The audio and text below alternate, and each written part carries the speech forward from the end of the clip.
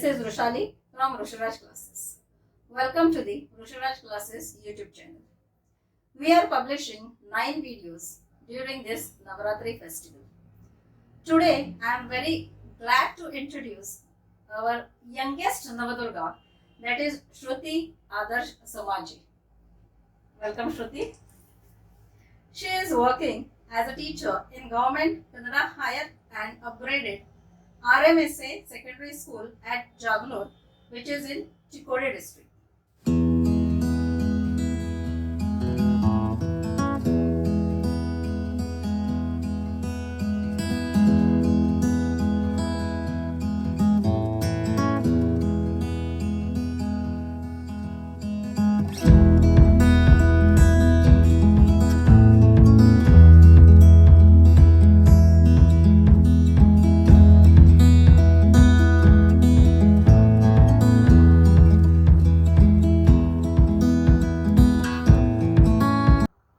Instead of going for the experienced senior teachers, why did I select Shruti for this video, especially in this Navdurga series?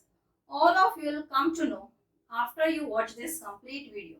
So please do watch this video till end. So her journey of teaching profession is very exciting, very interesting, and can set a role model for the other people. So let us start our interview with our today's Navdurga.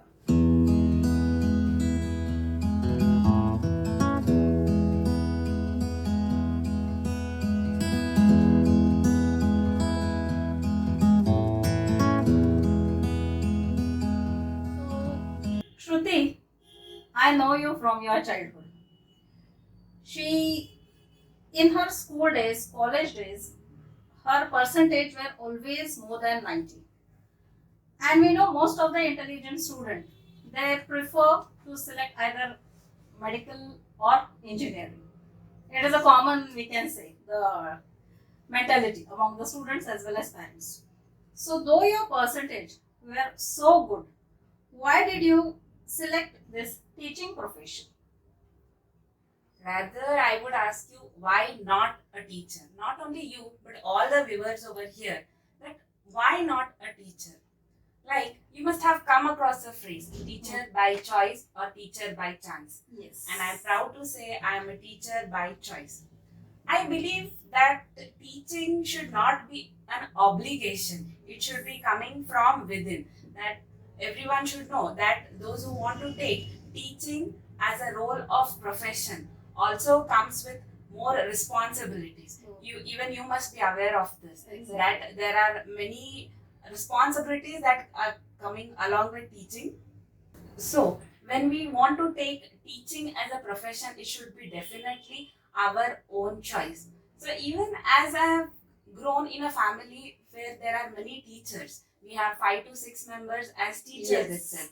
So now I have seen my Atya, Dr. Sushma Narasgouda, from my childhood days. She is a lecturer at B.Ed college, and it was my dream to become like her. And somewhere growing, the dream changed into my passion, and then I wanted to be a teacher. Oh, that's so nice.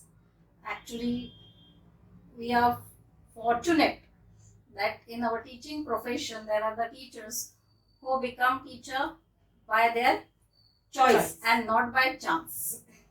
As I said in the beginning, your journey is quite interesting. Immediately after you completed your B.Ed, you started working in school.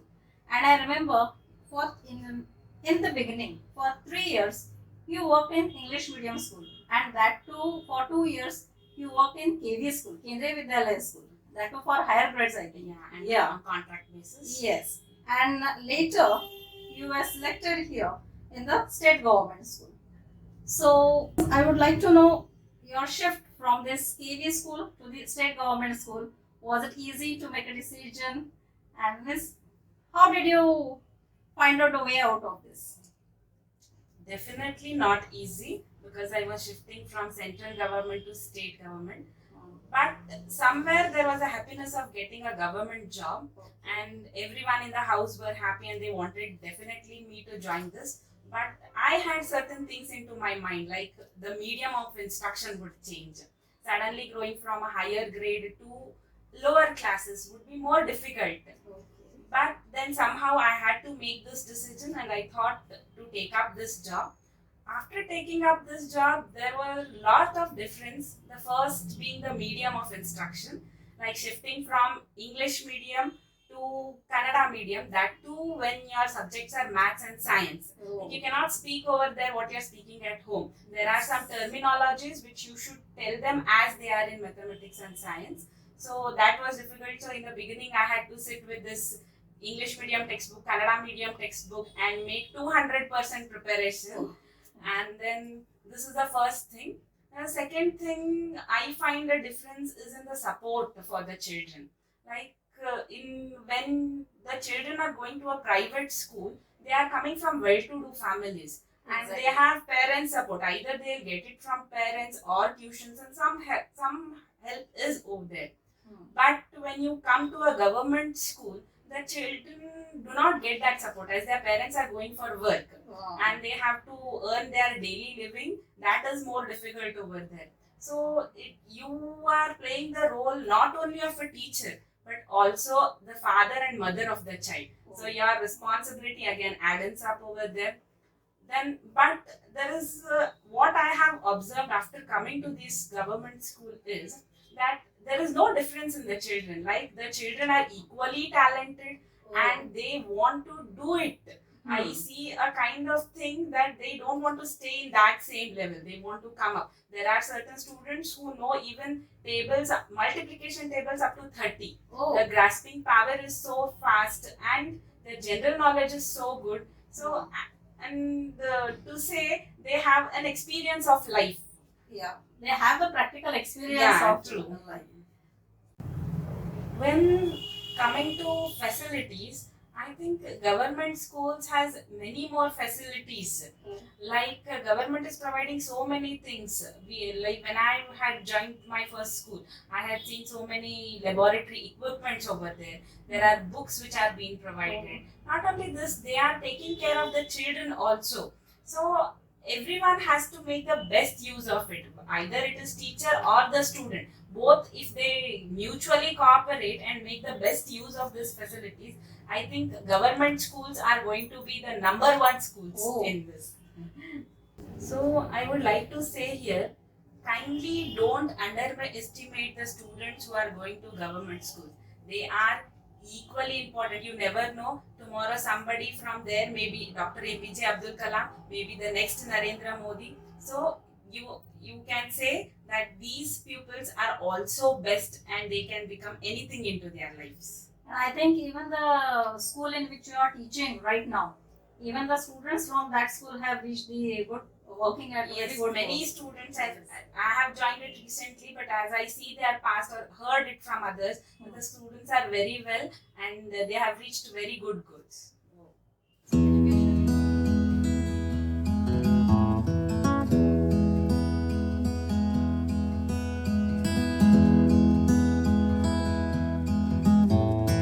So Shruti, as I said, I know you right from your childhood.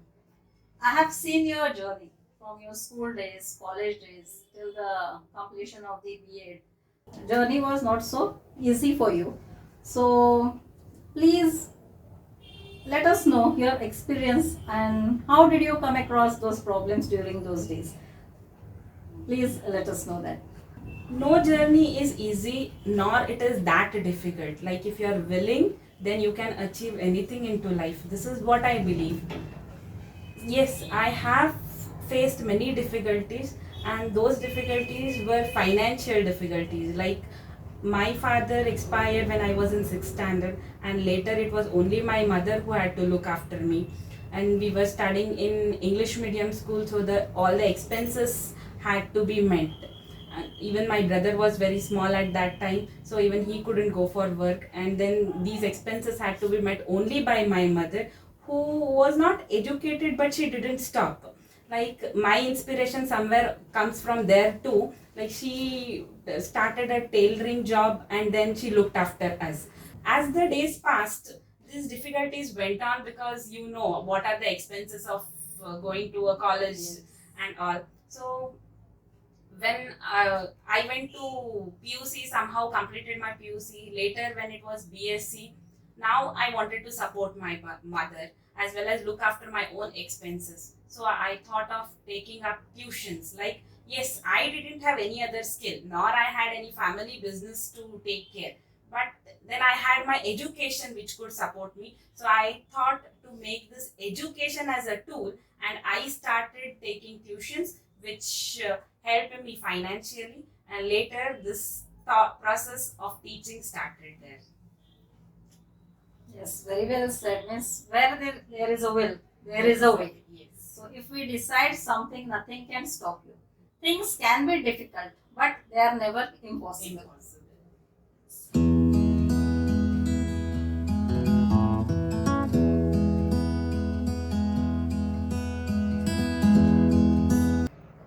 Now, I would like to come to the most important question, which is the turning point of a girl's life. That is her marriage. Because I know you are a very ambitious girl.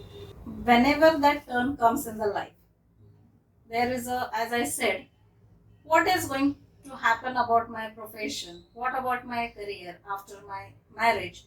So, this question, I think, troubles each and every girl at the age of the marriage. So, what was your experience about this?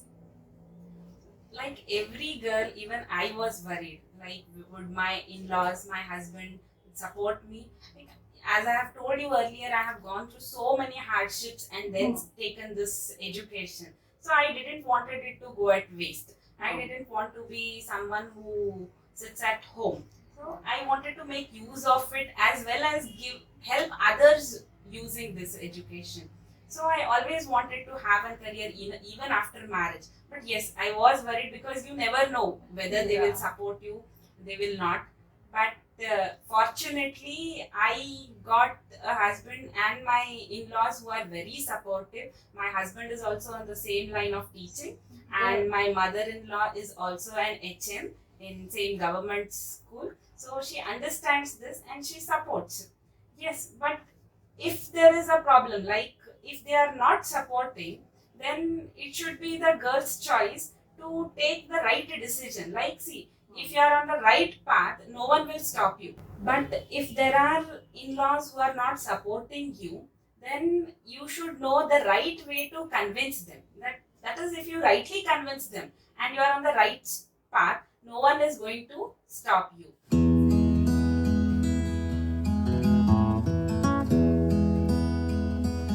Now, one more interesting question. It is usually felt that girls make very good teachers. So, what do you feel about this? Girls make good teachers. Yes, that is because girls are mothers, and we mothers are God gifted with this caring, loving, and bearing capacities. We have this more. But other than this, I find no difference. Like, I, in my experience, have seen many male teachers who are equally good as a female teacher. So, there is no gender bias to be a good teacher, except only one thing, that you should be a teacher by choice. So anyone who is a teacher by choice is definitely going to be a good teacher. But when you ask me the specific question, why girls are very good teachers, that is, girls, we have that motherhood into us. Whatever you give to a woman, like if you give her a sperm, she is going to give you a baby. If you give her a house, she will give you a home. If you give her groceries, she will give you a meal. So we learn to multiply things. We are women who multiply the things. So maybe that girl is a good teacher. Rather than that, there is no gender bias for being a good teacher. Very well explained, Shruti. So far, you might have come to know why I selected Shruti for this today's video. What would you like from your side? What message would you like to give to our today's Navdurgas who are watching this video? To today's girls, I would like to say that your makeups may be ruined, the money that you earn may be stolen, the possession that you have may be encroached, but the wisdom that you have will never be taken away from you. That will be there always with you. So take responsibility of your education first.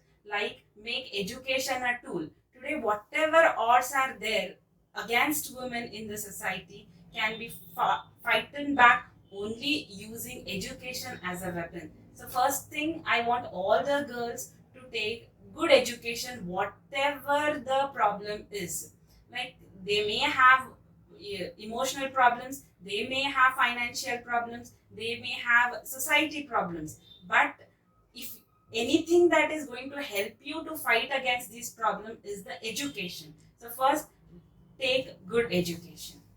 Then secondly, I would like to say, see, no one can stop you. Like, if you have an unbreakable desire, then to succeed, then there is nothing that is going to stop you. So bring that desire in you that I want to succeed. But this success should go along with your family. Like, it being a woman, you can make or break a family. So you have to take the responsibility of your family along with you so that you can live happily. Also, I would ask many of the girls today to take up teaching as a serious profession.